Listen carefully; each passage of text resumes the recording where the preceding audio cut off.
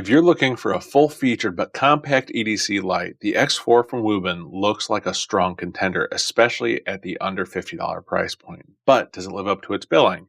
That's what we're here to find out today. Now, full transparency before we get started, Wuben did send this light to me at no cost to be reviewed. Now, whenever that's the case, I will let you know just so you can make a fully informed decision based on what I tell you. Now, they also made it clear that there were no conditions about the content of my review and that they wanted an honest assessment of the light, which I appreciate. If a company ever asks to dictate the content of my review, tells me what to say, besides, providing specs and things like that, I will just politely decline because that's not what we're about here. So, with that out of the way, let's get into it.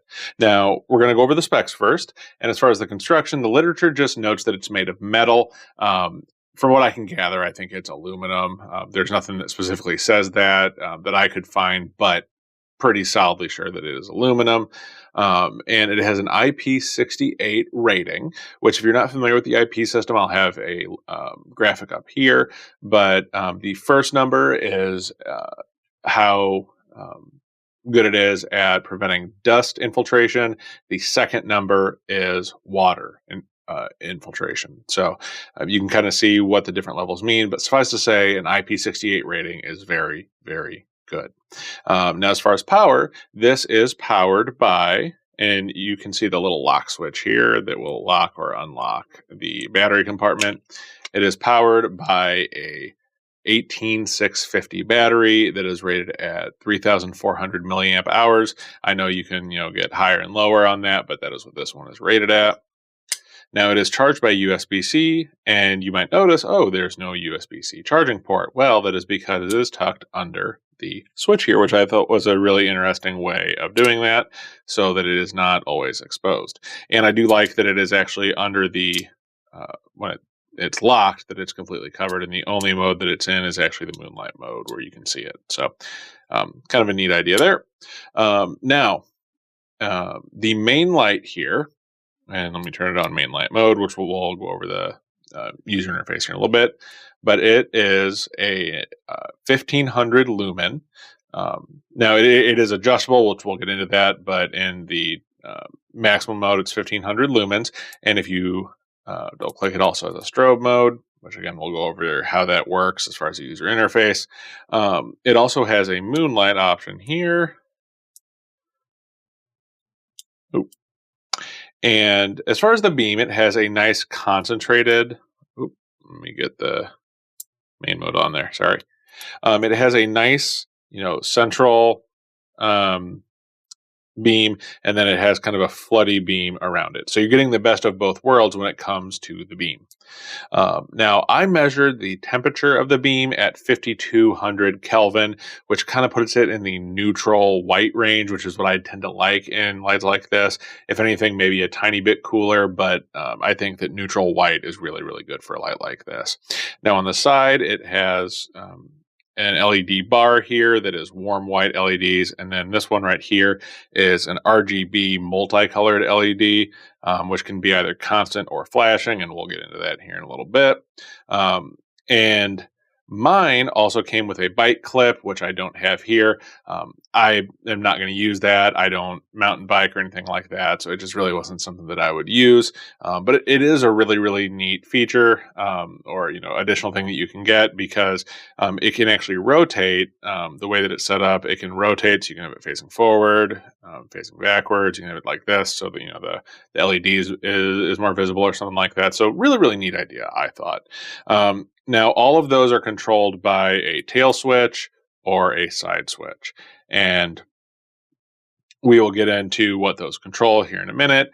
But lastly, on specs, we're going to get into the size, and that is 3.77 inches long, 1.47 inches wide, and the thickness is 1.04 inches.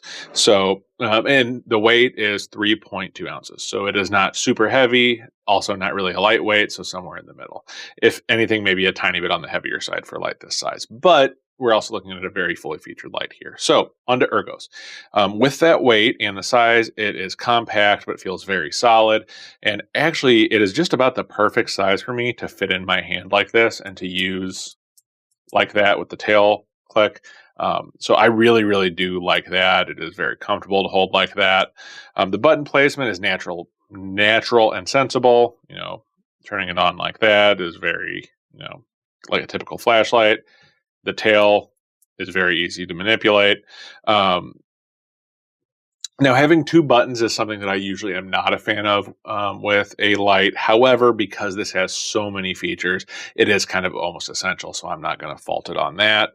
The tail button has an audible click. You can hear. The main button, not quite as much, but it's very tactile. You definitely know that you're manipulating it. The pocket clip here has very good tension. It is not reversible though, and it does not allow for like what I would call deep carry, where it hides the light. I guess the majority of the light will be in your pocket, but you still have a decent bit of the light sticking up here outside of your pocket. So overall, I wish it carried a little bit deeper and that the clip was reversible, but neither of those is a deal breaker for me. So now on to the interface, and this is where things get really interesting.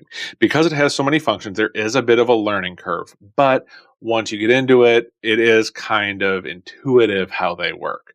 So the starting point is this toggle switch here, and it will let you switch between moonlight mode, main light mode, side light, and lock.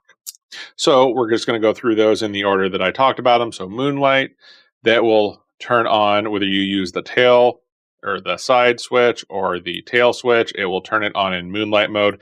There is no momentary on in this mode, but it is great if you just want to get it out with not a very bright light and say, you know, read something on a piece of paper or something like that. Great for that. Main light mode is going to be the main light up here.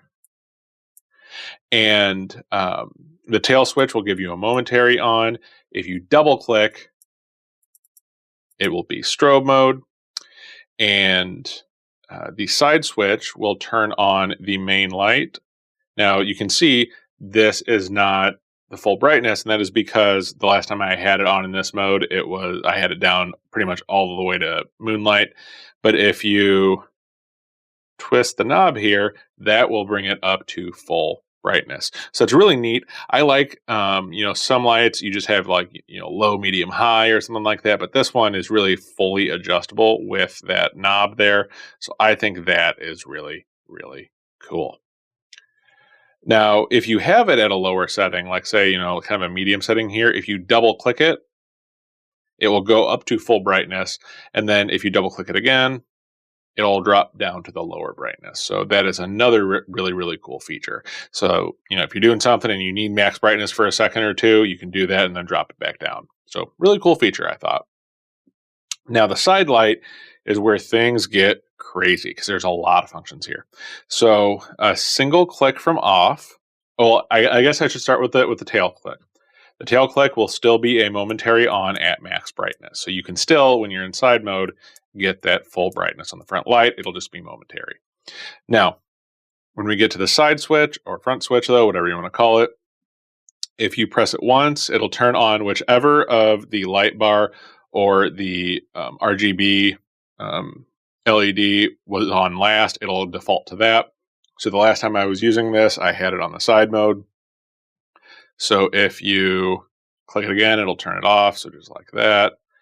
Now, if you double click, it won't do anything on this one. If you hold on this, it will turn on the color one, and you can turn the wheel to change the color of the light, which is really cool. Now, if you double click whatever color it's on, it will start slow blinking. So like that. Now, if you double click like that, it will bring on a fast blinking. I would almost call this like a beacon mode. And whichever combination you had it on last time is what it will default to. So the last time I had this on, it was red and blue. The other colors, I will click through them. If you double click it, it'll switch to the next one. There's red and green, and red and yellow. Oh, I have that still on green. There we go. There's the yellow. Sorry. Now, one kind of oddity in doing this, if you long hold, it will have this blinking blue light. I didn't find it in the instructions. I may need to go through it because it's just, momentary for a little bit. I don't know if that's, maybe a power level or something like that. I haven't been able to figure out what the reason for that is, but that is another function in there. Now, the last mode is really not much of a mode. It's a lock. So no matter what you do, no matter what you press, it's not turning on, which is good for a light with this many functions. That way, you won't have it turning on in your pocket or if you're storing it somewhere. So I really like having that lock mode. Now that I've covered all the controls, let's take it outside and see what that translates to in real world use. Okay, so I'm outside and we're going to test out a couple of the different light modes, and I apologize, the neighbor's dog has been barking, so if you start hearing that, that's what that is. But we're going to turn on the main light here. Now, for reference, the swing set there is about 60 feet away, and the far end of the tree line there is about 150 feet away, maybe 125, I would guess. Now we're going to decrease it. I'm going to turn on the, okay, so that is, again, the maximum brightness. And then we're going to bring it all the way down to moonlight mode. So you can see, you might be able to see a little bit there, but there's really not a whole lot. And we'll bring it all the way back to maximum brightness. And then we will also do the, let's turn it off, strobe function. Okay. And I'm going to go down range and try to do some of the side functions for you. So we'll see that here in a bit.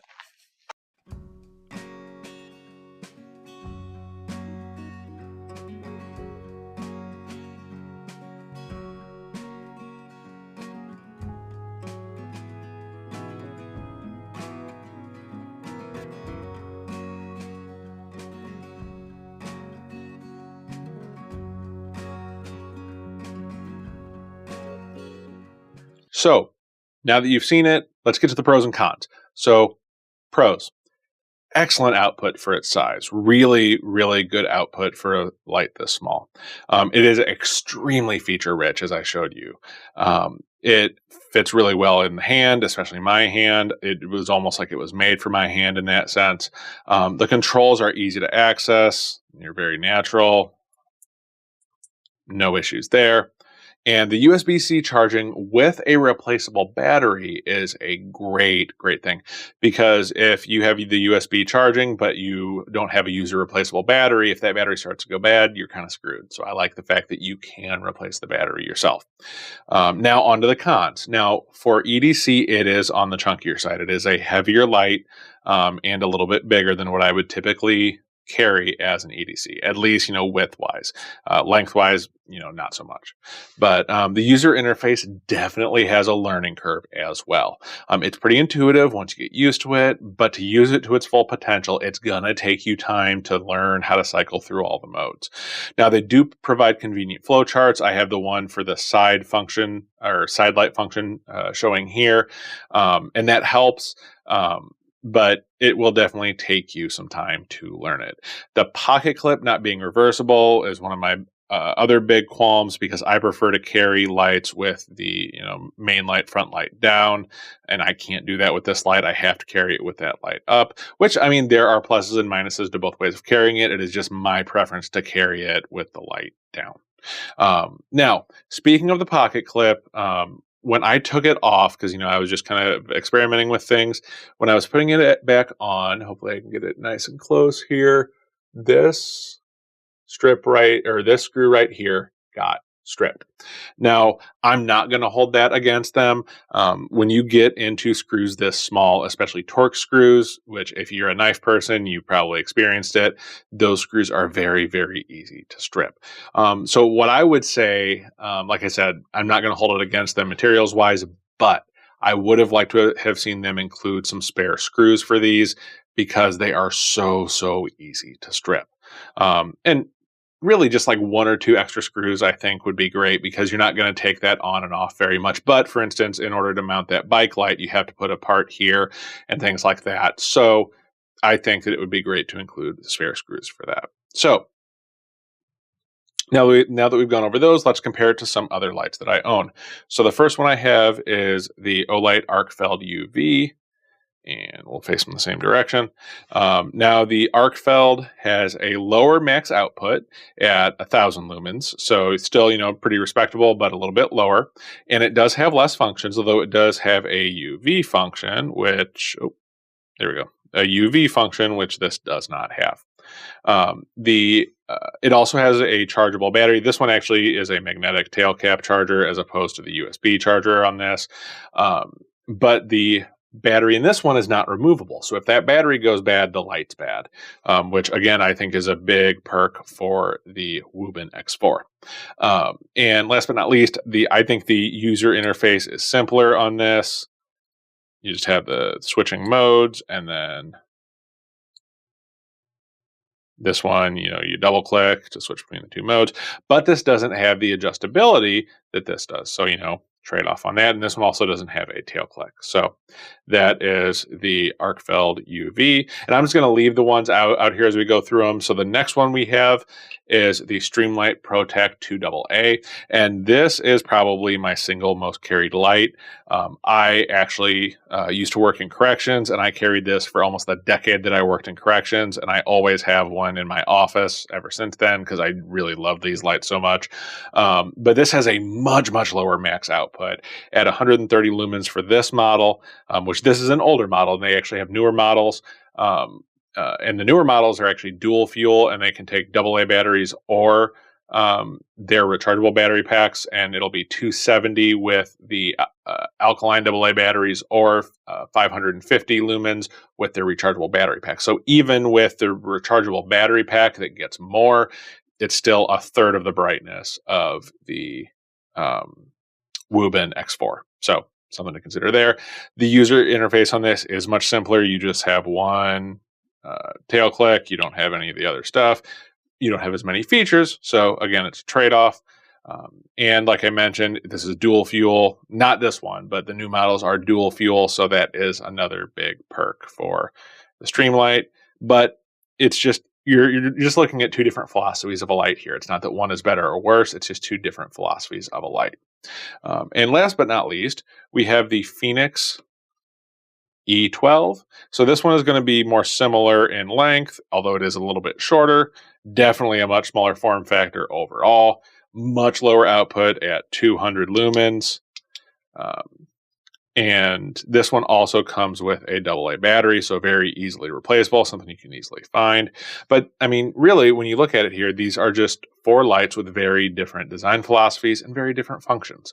But just wanted to give you an idea of what it looks like compared to all of those other lights. So now that I've given you all that information, which was a bunch to throw at you, the big question is, would I buy this light? And my answer is a little bit complicated, because I personally would not carry this as an EDC light, but I think this is actually a better fit for me to carry in my car, or maybe in a pack if I was camping. And my reason for that is that I prefer a simpler user interface on an EDC light, something like, you know, the Streamlight 2AA. And just for EDC, I don't need all of those extra features. However, as part of a roadside kit, those blinking beacon modes, the additional light options, the lock mode would be really good for that. So I think this is a great fit for a car light, or a roadside emergency kit light, or something like that. Even like a first aid kit light. You could keep this in your first aid kit or something like that. And I think that would be a perfect function for me for this light. But what about you? Does this have a place in your pocket, or are you kind of like me and you see it as more of, you know, a car or a pack light? Let me know down in the comments. And if there are any other lights, or other kinds of EDC gear that you would like to see, drop that down in the comments as well. And again, a big thanks to Wuben for sending me this light for review. And as always, if you found this helpful, give it a like and hit the subscribe button so that you get more content like this. And until next time, take care of yourself Take care of each other, and I'll see you in the next video.